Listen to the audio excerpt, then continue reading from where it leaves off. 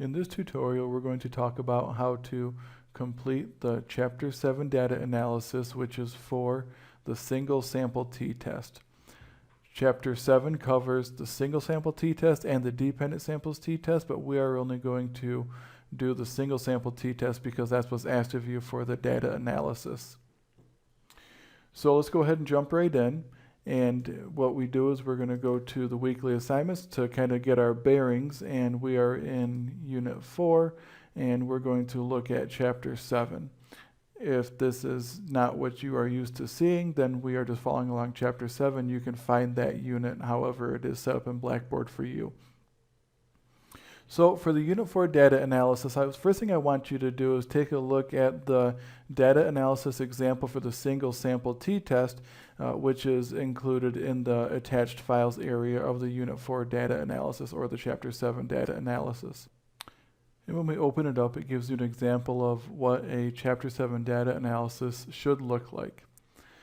So the usual format for the data analyses, as you are used to from the Unit 1 data analysis, is that we have a data description, research questions and hypotheses, which was absent from the first couple data analyses because they weren't relevant to those particular data analyses, but here they are now. The data output, which you're familiar with, and a results section, which is going to follow a very specific format. So we're going to take a look at how to do that, but first I want to talk about the research questions and hypotheses. For each test that we run, which will be the single sample t-test, dependent sample t-test, ANOVA, independent sample t-test, chi-square, and correlation, there is a research question and a hypothesis set. The research question is the specific question that you're asking about the data that leads to the use of a specific inferential test. That might sound like a mouthful, but it's very simple actually. It is the question that we ask that yields the test. For example, we know that a single sample t-test is designed to test the significant difference between a sample mean and a population mean whose spread of scores is unknown. That's something that we learned in the first couple paragraphs of that chapter. In a single sample t-test, it's a very simple research question. And the two-tailed research question is this: is there a significant difference between the mean of the sample and the population mean? Now, when I say it that way, that's the broad statement. I need you, when you do your data analysis, to make it very specific. And I purposefully left that research question vague for the example, hoping that you would be able to convert it into whatever way you needed it to. So the research question, is there a significant difference between the mean of the sample of individuals and the population mean, is a two-tailed research question, meaning that we aren't hypothesizing a change that's positive or negative. We just want to know if there is a difference. If I were to hypothesize a one-tailed test, I would say something like, is there a significant increase between the mean of the sample and the individual, and the population mean? Or is there a significant decrease between the mean of the sample and the population? I would hypothesize one way or another. So in doing so, I would yield a different hypothesis set if I had a one-tailed versus two-tailed test. But for this example, it's just two-tailed, and you can do the same thing. You can use a two-tailed research question. So the research question just states what the relationship is between the two variables in terms of a question. Now the hypotheses follow the research question. So if you have a research question that says, is there a significant difference between the mean of the sample of individuals and the population mean, then the alternative hypothesis, there is a significant difference between the sample mean, which was 4.7 in this example, and the population mean, which has a mean equal to 4. And you can look at the example from the book to figure out why we have those two figures. The null hypothesis, which is the hypothesis that we are testing, that's the hypothesis that suggests that there is no significant change or difference, is that there is not a significant difference between the sample mean and the population mean.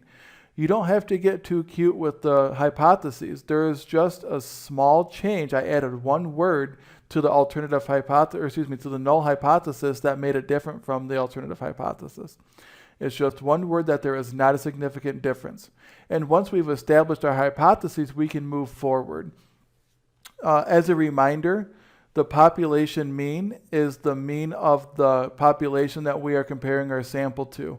Remember that the population mean is either given to us in an example, or we can infer it from some kind of scale. For example, on a scale of 1 to 7, we imagine that the mean score is 4.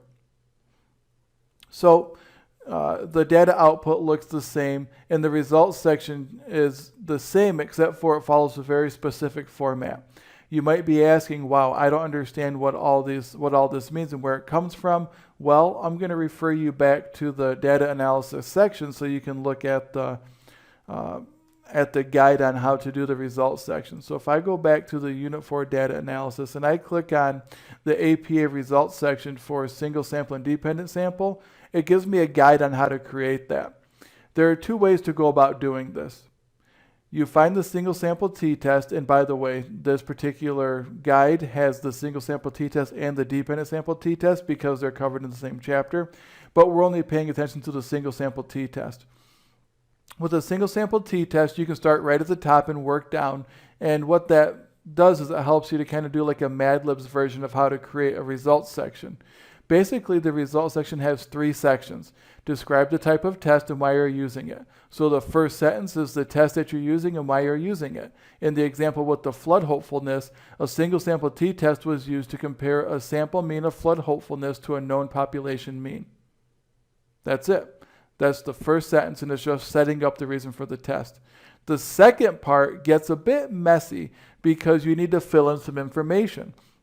There was a either significant or non-significant difference, you choose one, in the variable mean, and you name the variable, so in this case it's the hopefulness mean, and then you actually list the mean and the standard deviation of that variable, and the population mean, which is our test score.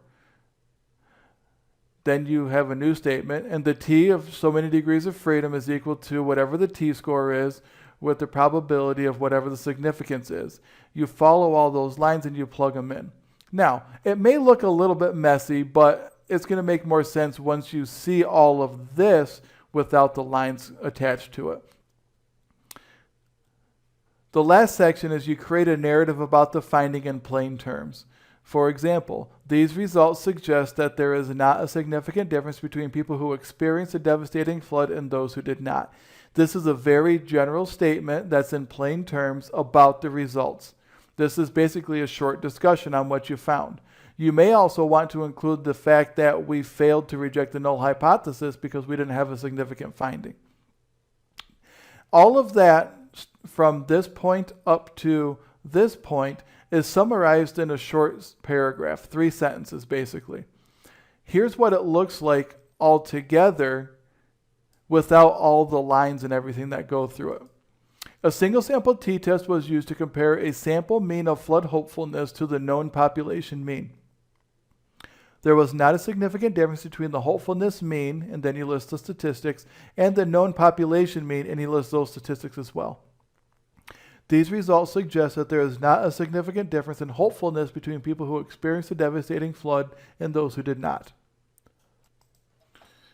This paragraph is what you will use to report your findings in the results section. Please don't overthink it. It's 3 very simple ideas. The reason for the test, the actual statistics for the test, and a results section or a results sentence that talks about what you found based on your statistics. That's it. Please don't overcomplicate it. When you conduct your test, you will have some statistical output that looks like this. We're going to look at how we do that in just a second. But as you can see, this results section is essentially what we found in the guide, but as part of the data analysis. So do be sure to include the results section and format things as appropriately as possible. Where we italicize the statistical abbreviations, we use the appropriate spacing, the parentheses, and everything. It's all very important to have that structured the same way because it is an APA-based format, and it is an industry standard that we want to get used to seeing and using. So this data analysis, again, has the data description that talks about all the things that are in the rubric that I'm asking you to follow. It has a research question and the alternative and null hypotheses. And I encourage you, again, to do a two-tailed test whenever possible for the purposes of this class. If you want to do a one-tailed test, you may, but you have to tweak the results a little bit. If you are going to use a one-tailed test, what you do is you split the significance in half. You divide the significance by 2, and that becomes your new significance. So if you want to use a one-tailed test, you can. You just have to interpret the significance a little bit differently.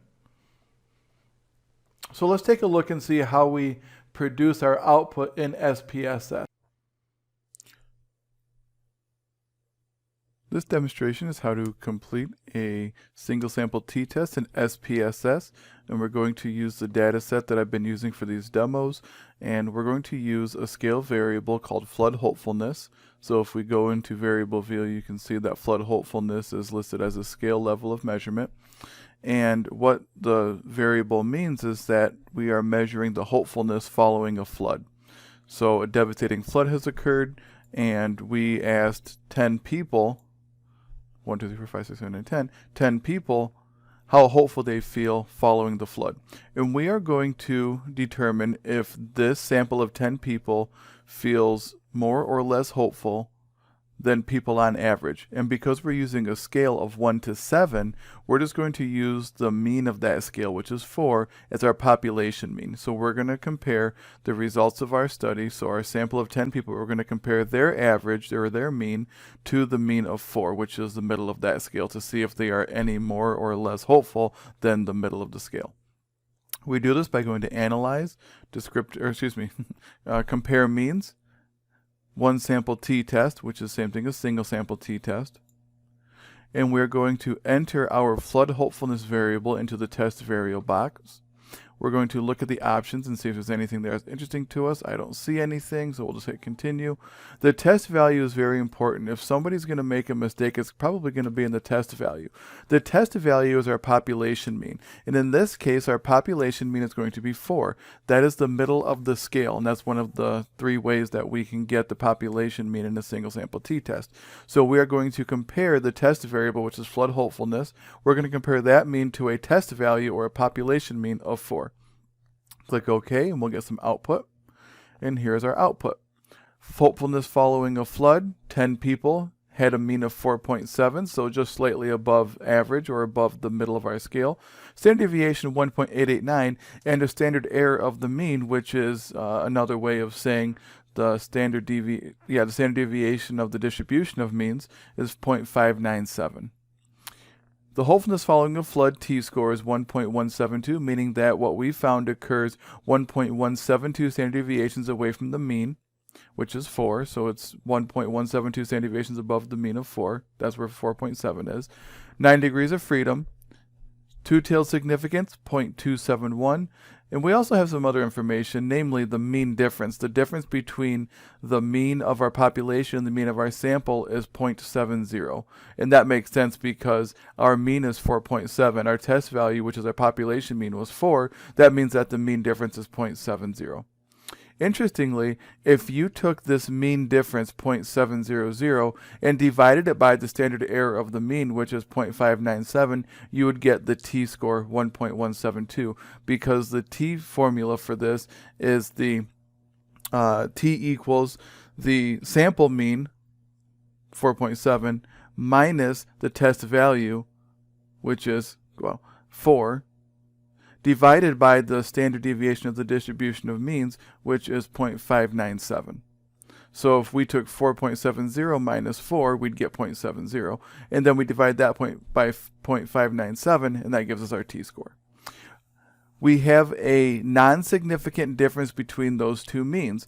The difference between the two means is not significant because our significance at the two-tailed level is 0.271, meaning that the difference occurs about 27% of the time based on our comparison distribution.